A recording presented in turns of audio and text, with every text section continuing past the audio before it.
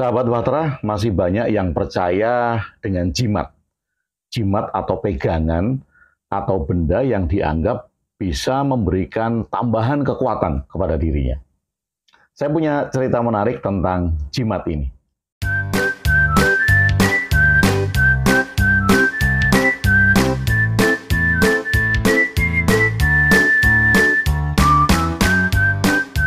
Sahabat Bahtera, saya saat ini sedang berada di Makassar, Sulawesi Selatan.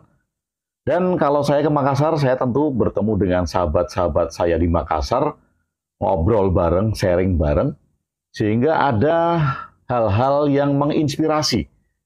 Dan ini saya ceritakan kembali karena kemarin malam saya berdiskusi, sharing kepada sahabat-sahabat Makassar.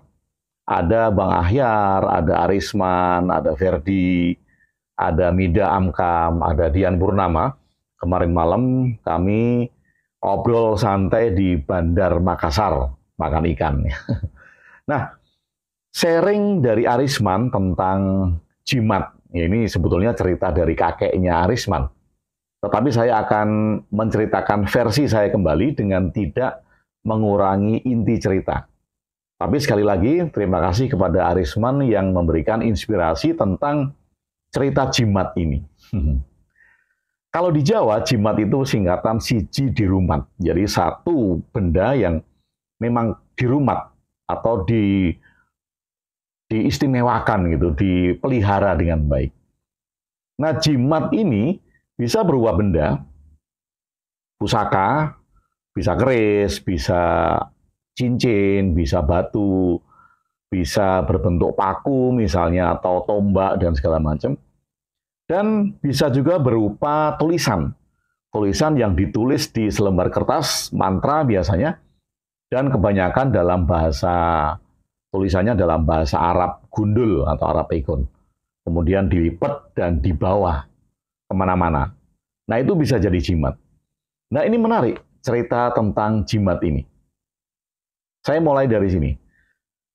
Ada seorang pemuda yang pergi untuk berperang melawan penjajah. Karena berperang, maka harus ada kekuatan lebih dari dirinya supaya peluru tidak kena, senjata tajam tidak mempan. Jadi dia harus melindungi dirinya agar terhindar dari itu semua. Maka dia mendatangi gurunya dan diminta oleh gurunya untuk puasa selama 40 hari, 40 malam. Puasanya adalah makan cuma sehari selama 24 jam. Kalau dia mulai jam 6 sore, ya makan, minum jam 6 itu. Kemudian nanti jam 6 sore 24 jam kemudian dia boleh makan dan minum lagi. Sekali itu saja selama 40 hari. Setelah 40 hari di ujung puasa itu dia harus melakukan pati geni. Pati geni itu tidak tidur 24 jam semalam suntuk. Menahan diri untuk tidak tidur. Sudah puasa 40 hari, diakhiri dengan pati geni. Wah, tentu ritualnya sangat berat. Tapi karena ini berat, maka hasilnya juga istimewa, yaitu melindungi dirinya. Setelah puasa 40 hari, kemudian pati geni, gurunya menyarankan dia menuliskan sebuah mantra di atas kertas. Mantranya terdiri dari huruf Arab gundul, Arab pegon. Setelah pati geni, dia tuliskan mantra itu, kemudian dia lipat dan dibungkus dengan kain putih, kain mori ya, atau kain kafan biasanya, lalu dibawa. Dibawa pun bermacam-macam, ada yang dikasih di saku, ada yang diikat pinggang. Nah, pemuda ini menaruh mantra itu sebagai jimat, diikat pinggang. Kemudian dia berangkat berperang mengusir penjajah. Di dalam peperangan itu, tidak satupun peluru yang mengenai dirinya. Tidak satupun senjata tajam yang mengenai dirinya. Dan penjajah berhasil diusir. Dia mempunyai kekuatan yang lebih untuk berperang dan juga terhindar dari mara bahaya, dari peluru, dari senjata-senjata tajam. Setelah selesai, kemudian penjajah bisa diusir, kemudian dia pulang dan berterima kasih kepada gurunya. Dia bilang, "Guru, terima kasih atas bimbinganmu. Ketika aku selesai menuliskan mantra ini, dimulai dari puasa 40 hari, pati geni, dan akhirnya aku terhindar dari mara bahaya. Peluru tidak menembusku, parang pedang tidak melukaiku." Kemudian guru itu bertanya, "Coba aku lihat, tunjukkan padaku mantra yang sudah kamu tulis." Kemudian dia membuka dan menunjukkan mantra tersebut. Dibaca oleh gurunya mantra itu dan ternyata ada dua suku kata yang salah. Hanya konsonannya yang salah, yang harusnya ditulis I, ditulis U, yang harusnya ditulis A, ditulis I, gitu. Kemudian gurunya meminta untuk membetulkan mantra itu. Ini dibetulkan, ada dua suku kata yang salah. Nah, mantra itu kemudian dibetulkan oleh pemuda tersebut. Beberapa minggu kemudian terjadi lagi peperangan. Penjajah datang lagi dan dia bersama teman-temannya, pasukan-pasukan pribumi mengusir penjajah lagi. Tetapi apa yang terjadi? Yang terjadi di dalam peperangan tersebut, dia terluka. Ada peluru yang sempat menembus kakinya dan ada senjata tajam yang menggores punggungnya. Dia terluka dan sempat diselamatkan oleh temannya, kemudian dibawa pulang. Walaupun di dalam peperangan itu penjajah berhasil diusir kembali, tetapi dia terluka. Dia merasa dirinya kalah. Sudah pakai jimat dan kalah. Kemudian dia merenung. Mengapa setelah aku tunjukkan kepada guruku dan ternyata ada dua suku kata yang salah dan sudah dibetulkan, kok aku malah menjadi lemah? Kekuatanku tidak seperti dulu lagi. Dia bertanya seperti itu dan hingga akhir hayatnya pertanyaan itu tidak terjawab. Sahabat Batra, ini menarik bagi saya. Apakah jimat itu mengeluarkan kekuatan? Apakah jimat itu mengarahkan bahwa ada pelindung di luar diri manusia? Jin misalnya, kodam misalnya, atau makhluk-makhluk astral lain sehingga melindungi manusia itu? Atau tulisan mantra yang ditulis dalam huruf Arab tadi mengarahkan kepada Tuhan sehingga Tuhan melindungi. Tapi pertanyaannya, mengapa ketika tulisannya salah, dia punya kekuatan, dan setelah tulisannya dibetulkan, dia malah tidak punya kekuatan? Nah, ini pertanyaan unik. Sahabat Batra, saya ajak untuk merenung sebentar. Kalau jimat itu mengeluarkan kekuatan dari bendanya ya, entah itu benda atau kertas yang dituliskan di atasnya sebuah mantra tadi, kalau bendanya yang mempunyai kekuatan, tentu pada saat tulisannya salah, nggak ada kekuatan. Orang salah kok ngeluarin kekuatan. Tapi ternyata salah dan mengeluarkan kekuatan. Dibetulkan malah nggak ngeluarin kekuatan. Kedua, apabila ada makhluk lain selain manusia yang melindungi, entah itu dikatakan jin, entah itu dikatakan makhluk astral, entah itu dikatakan khodam, entah itu dikatakan penunggu-penunggu yang lain, kondisinya akan sama. Loh, mereka itu akan datang melindungi kalau kalimatnya betul. Nah, ini kalimatnya salah kok. Kalimatnya salah mengundang mereka, tapi berfungsi. Kalimatnya dibetulkan, malah tidak berfungsi. Seharusnya kan berfungsi kalau kalimatnya betul, dibetulkan itu malah berfungsi. Kalau itu mengundang makhluk-makhluk lain selain manusia, ya makhluk itu datang untuk melindungi orang kalimatnya sudah betul. Tetapi kondisinya kan tidak. Kondisinya kalimatnya salah, malah ada kekuatan, kalimatnya betul, malah tidak ada kekuatan lagi. Atau yang ketiga, kalau kalimat yang ditulis atau mantra itu adalah menuju kepada Tuhan atau meminta kepada Tuhan untuk memberikan perlindungan, kondisinya seharusnya sama dong. Kalau kalimat itu salah, harusnya Tuhan marah. dan tidak memberi perlindungan. Loh, kalimatmu salah kok, kamu nggak meminta kepadaku misalnya. Atau permintaanmu salah karena konsonanmu salah. Dan dengan kesalahan tulisan itu Tuhan harusnya tidak memberikan kekuatan. Salah kok diberi kekuatan. Justru kemudian setelah dibetulkan tulisannya, kan harusnya Tuhan senang. Kalau memang tulisan itu artinya adalah meminta kekuatan kepada Tuhan. Harusnya Tuhan senang dong, udah betul. Tulisannya udah sesuai, harusnya Tuhan senang. Nah ini nih, tulisan yang betul nih, kamu akan saya lindungi. Kan gitu harusnya. Tetapi kan tidak. Tulisannya salah, malah ada perlindungan. Tulisannya betul, malah nggak ada perlindungan. Artinya dengan kita melihat tadi, satu bahwa jimat itu, pegangan itu, tentu tidak mengeluarkan kekuatan. Toh buktinya tadi, ini salah malah ada sesuatu yang melindungi, betul malah nggak ada sesuatu yang melindungi.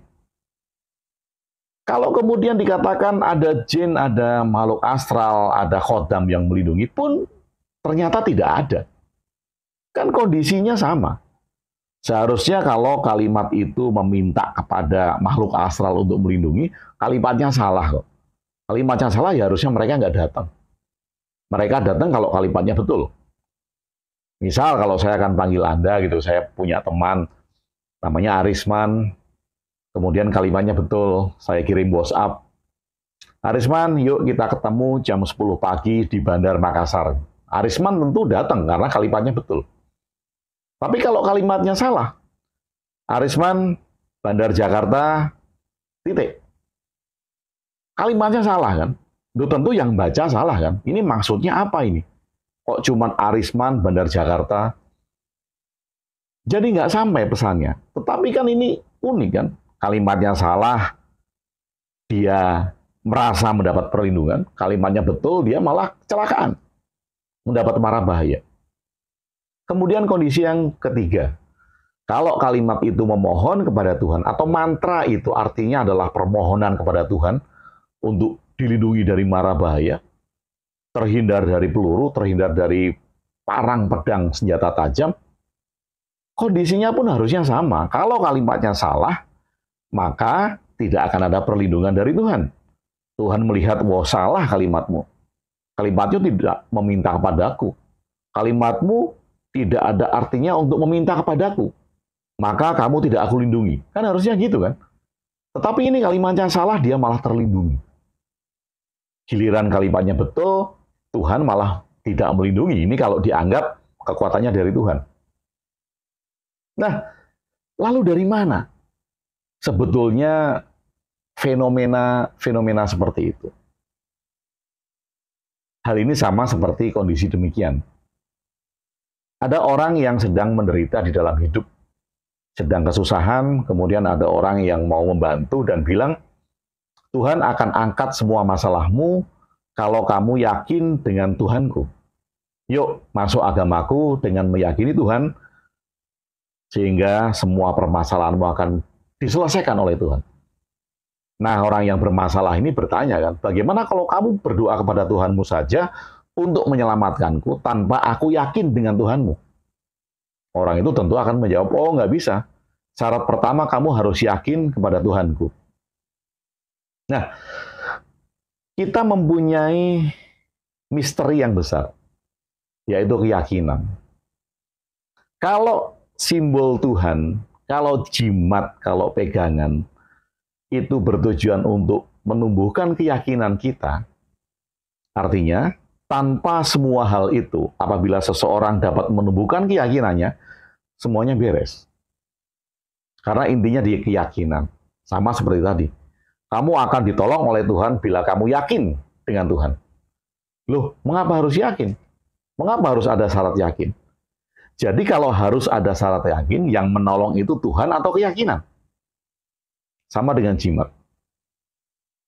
Sebelum dibetulkan tulisannya, dia sangat yakin karena dengan proses puasa, pati geni, dia yakin dengan dirinya sendiri. Tapi setelah kalimat itu dibetulkan, pikiran logisnya mengidentifikasi, maka dia berpikir kritis atas kalimat-kalimat mantra yang ditulis. Dan itu menyebabkan keyakinannya menurun. Jadi yang menyebabkan bukan karena bendanya yang punya kekuatan, bukan karena khodam yang melindungi, bukan karena jin yang melindungi, dan juga bukan karena Tuhan yang melindungi. Karena keyakinannya sendiri. Keyakinan yang bisa menumbuhkan dirinya sendiri. Ketika dia tidak yakin, semuanya akan menjadi sia-sia. Sama dengan tadi kan. Kamu akan diselamatkan kalau kamu yakin dengan Tuhan. Loh, kenapa harus dengan yakin? Toh Tuhan seharusnya karena dia maha besar, tanpa adanya keyakinan dia bisa berbuat. Tapi kenapa saya harus yakin? Ini merupakan refleksi bahwa mungkin saja di dunia ini ada tipe-tipe manusia yang bisa menumbuhkan keyakinannya tanpa media apapun juga. Maksudnya tanpa media ini ya, dia bisa menumbuhkan keyakinannya tanpa media yang dinamakan Tuhan, tanpa media yang dinamakan agama, tanpa media yang dinamakan jimat, tanpa media yang dikatakan mantra-mantra dan sebagainya. Tetapi ada juga tipe-tipe manusia yang hanya bisa memunculkan keyakinannya dengan media. Medianya bisa banyak, medianya bisa Tuhan, keyakinan dengan Tuhan, sehingga keyakinannya muncul. Keyakinannya dengan agama, sehingga keyakinannya muncul. Keyakinannya dengan jimat, sehingga keyakinannya muncul.